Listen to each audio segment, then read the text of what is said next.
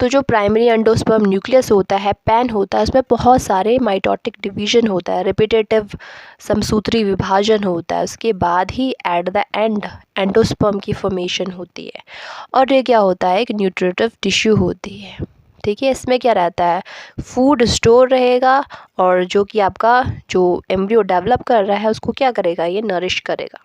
ठीक है, types of endosperm, endosperm के प्रकार तो 3 प्रकार का होता है, nuclear endosperm, cellular endosperm and helobial endosperm. तो न्यूक्लियर एंडोस्पर्म में क्या होगा, पहले सबसे पहले न्यूक्लियर जो डिवीज़न होता है वो होता है, बाद में आपका सेल वॉल की फॉर्मेशन लास्ट में होती है। तो पहले न्यूक्लियर का डिवीज़न होगा, फ्री न्यूक्लियाई पाए जाएंगे। फ्री न्यूक्लियर स्टेजेस इसमें आता है जिसको बोलते हैं सिनोसाइटिक स्टेज, यानी इसमें बहुत सारे फ्री न्यूक्लियर होगी। और फिर आपका चैम्बर की फॉर्मेशन भी होती है जो कि आपका एक सिंगल मास की फॉर्मेशन करता है। ये आपका मोस्टली जो डाइकॉट्स होते हैं, कोकोनट हो गया, मेज़ हो गया, राइस हो गया, वीट होगा, इसमें ये पाया जाता है। अगर कोकोनट का वाटर देखें तो ये फ्री न्यूक्लियर स्टेज के अंदर आता है, और जो कर्नाल होता है वो सेलुलर स्टेज के अंदर आता है। अब सेलुलर स्टेज में क्या होता है, जब आपका डिवीज़न होता है उसी दौरान ही आपके सेल वॉल की फॉर्मेशन भी हो जाती है, यानी जब आपका सेल डिवाइड करेगा, सेल बनेगा, तो उसमें ही उसी दौरान आपका सेल वॉल की फॉर्मेशन होती है। जबकि न्यूक्लियर एंडोस्पर्म में ऐसा नहीं होता है, उसमें बाद में बनता है। ठीक है, तो इसमें कोई भी फ्री न्यूक्लियर वाली स्टेज नहीं पाई जाती है। इसमें भी आपका चैम्बर बनेगा सिंगल मास की तरह। कुछ डाइकॉट्स में पाया जाता है जैसे बालचंद, धतूरा हो गया, डॉक्सा हो गया, हीलोबियल। एंड जो नेक्स्ट है आपका हीलोबियल टाइप एंडोस्पर्म, तो इसमें क्या होता है, दोनों का ही कॉम्बिनेशन होगा, यानी न्यूक्लियर टाइप भी होगा और सेलुलर टाइप भी होगा। तो पहला जो डिवीज़न इसमें होता है वो अनइक्वल इससे सेल्स बनते हैं। जो न्यूक्लियर टाइप वाला होता है वो चैलेंजर सेल होता है, और जो माइक्रोपाइलर सेल होता है आपका सेलुलर टाइप का बिहेवियर दिखाता है। यानी जो आपका चैलेंजर वाला होगा उसमें फ्री न्यूक्लियर स्टेज की फॉर्मेशन होगी, जबकि माइक्रोपाइलर सेल में नहीं होगा। ठीक है, और ये मोस्टली आपके मोनोकॉट्स में पाया जाता है, जैसे कि हाइड्रिला हो गया, वैलिसिनेरिया हो गया। ठीक है, तो ये हमने क्या देखा, टाइप्स देखा आपके एंडोस्पर्म के।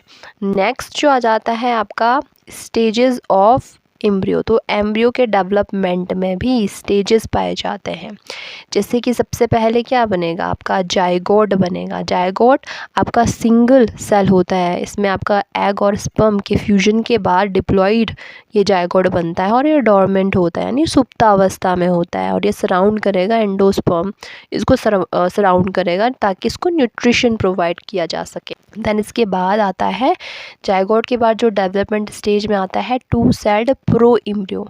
अब जो टू सेल प्रो एम्ब्रियो होता है इसमें 2 सेल की फॉर्मेशन होती है। तो जायगोट में जो पहला एसिमेट्रिकल डिवीजन, एसिमेट्रिकल मतलब असमान विभाजन जो होता है, उसके बाद ये 2 सेल बनेंगी।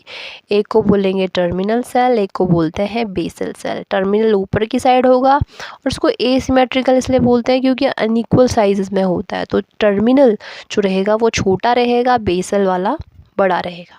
ठीक है, तो 2 सेल प्रो एम्ब्रियो स्टेज में ये होता है। देन नेक्स्ट आता है प्रो एम्ब्रियो स्टेज। अब यहाँ पे टर्मिनल सेल में 3 टाइम्स डिवीजन होता है, जिससे कि आपकी 8 सेल बनेगी, जिसे हम ऑक्टेट भी बोलते हैं। तो प्रो एम्ब्रियो स्टेज को हम ऑक्टेट स्टेज भी बोल सकते हैं। ठीक है, और जो बेसल सेल होती है इससे सस्पेंशर का निर्माण होता है। अब सस्पेंशर क्या करता है, आपके एम्ब्रियो को एंकर यानी पकड़ने का काम करता है, साथ ही साथ न्यूट्रिशन भी प्रोवाइड करता है। ठीक है, तो ऑक्टेट या फिर प्रो एम्ब्रियो वाली स्टेज में सस्पेंशर बनता है। ठीक है, ऑक्टेट स्टेज भी हम इसे बोलते हैं। देन उसके बाद आता है ग्लोबुलर स्टेज। ग्लोबुलर मतलब आपका स्पेरिकल मास जैसी अपीयरेंस बनती है। अब जो टर्मिनल सेल होता है उसमें बहुत सारा डिवीजन होता है, रिपीटेटिव डिवीजन होता है, जिससे कि एक ball, sphere ball like structure बन जाता है। प्रोटोडर्म इसमें बनेगा जो कि आपका फ्यूचर एपिडर्मिस बनाएगा, और इसमें आपका शीर्ष और आकार यानी एपिकल और बेसिस एक्सिस भी इसमें बनती है। ओवरऑल ये आपका स्पेरिकल बॉल लाइक या ग्लोबुलर या फिर ग्लोब लाइक स्ट्रक्चर्स में एम्ब्रियो का बनता है। अब इसके बाद जो नेक्स्ट स्टेज आती है दैट इज़ हार्ट। अब हार्ट स्टेज क्यों बोलेंगे, क्योंकि इसका अपीयरेंस हार्ट लाइक होता है, हार्ट लाइक शेप होता है। ठीक है, बेसिकली जो ग्लोबुलर जो एम्ब्रियो है इसके दोनों साइड से कुछ बल्जेस जैसे निकलते हैं, हार्ट लाइक अपीयरेंस देते हैं। यहीं से 2 कॉटिलेडन का निर्माण होता है। ठीक है, तभी इसको शेप देगा ये हार्ट की। फिर आपका सैम और रैम इसमें अपीयर होने लग जाता है। सैम मतलब शूट एपिकल मेरिस्टेम और रैम मतलब रूट एपिकल मेरिस्टेम। ठीक है, तो डाइकॉट स्टेज यहाँ पे आ गई है और बाइलेटरल सिमेट्री भी यहाँ पर आ जाती है। ठीक है, तो हार्ट स्टेज होगी, उसके बाद आपके टॉर्पिडो स्टेज आती है, टॉर्पिडो लाइक अपीयरेंस। कॉटिलेडन फिर इलोंगेट करने लग जाते हैं, लंबे होने लग जाते हैं। हाइपोकोटाइल जो बीजांकुर होता है ये दिखने लग जाता है। वैस्कुलर टिश्यू का डिफ्रेंशिएशन होने लग जाता है, एम्ब्रियो की एक्सिस भी हमको दिखने लग जाएगी टॉर्पिडो वाली स्टेज में। फिर आपका एक स्टेज आती है वॉकिंग स्टिक स्टेज। ठीक है, अब जो कॉटिलेडन जो लंबे हो गए थे वो बैंड करने लग जाते हैं, मुड़ने लग जाते हैं, और जो सस्पेंशन था वो डीजनरेट होने लग जाता है। ठीक है, और जो लास्ट स्टेज आती है दैट इज़ मैच्योर एम्ब्रियो, क्योंकि ये फाइनल एम्ब्रियो बनकर तैयार हो चुका है, सारे पार्ट फुली डेवलप हो चुके हैं। अब सस्पेंसर का काम नहीं है तो फुली ये डीजनरेट हो जाएगा। ठीक है, और सीड आपका मैच्योर हो चुका है। तो हमने क्या देखा, आपके एम्ब्रियो का डेवलपमेंट स्टेज। अब जो मैच्योर हो गया है एम्ब्रियो तो इसमें भी कौन कौन से पार्ट होंगे, तो इसमें आपका होता है सबसे पहले प्रीम्यूल होता है। ठीक है, प्रीम्यूल में क्या होता है, आपका कॉटिलेडन का ऊपर जो रहता है, ऊपर ये क्या बनाएगा, फ्यूचर शूट्स पार्ट बनाएगा, लीव्स बनाएगा। ठीक है, तो प्रांकुर इसे हम बोलेंगे। देन आपका एपिकोटाइल, तो कॉटिलेडन का जो ऊपर वाला पार्ट होता है उसे हम बोलते हैं एपिकोटाइल, और जो नीचे वाला पार्ट होता है उसे बोलते हैं हाइपोकोटाइल। तो स्टेम जो कॉटिलेडन का ऊपर वाला स्टेम पोर्शन होगा, अपर स्टेम, ये एपिकोटाइल होता है। ठीक है, कॉटिलेडन जो मिडिल वाला पोर्शन होता है, यानी यहाँ पर फूड स्टोरेज का काम भी ये करेगा।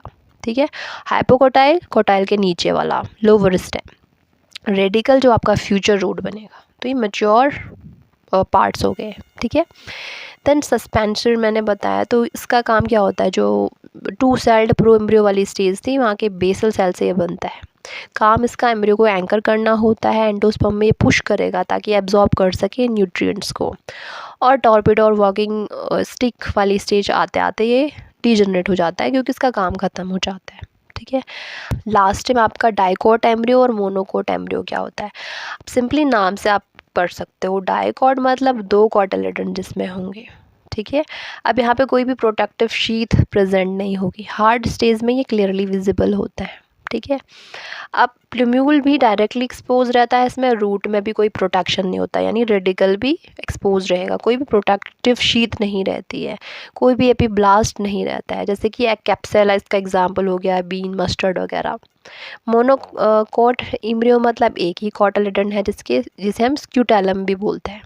ठीक है, अब यहाँ पे प्रोटेक्टिव लेयर्स प्रेजेंट होती है, शूट प्रोटेक्शन आपके सिलोप्टाइल से होता है, रूट प्रोटेक्शन आपके सिलोराइजा से होता है। एपीब्लास्ट भी यहाँ पे प्रेजेंट होता है, इसका एग्जांपल आपके ज़ीमेज आ गया। तो हमने ओवरऑल इस टॉपिक को पूरा कवर अप कर लिया है। आई होप आपको क्लास समझ में आई होगी। अगर आपको क्लास अच्छी लगे तो फीडबैक दें, दोस्तों के साथ शेयर करें। नेक्स्ट जो टॉपिक होने वाला है वो होने वाला है development of seed and formation of fruit. तो जुड़े रहिए चैनल के साथ। Thank you for watching, keep learning, bye bye.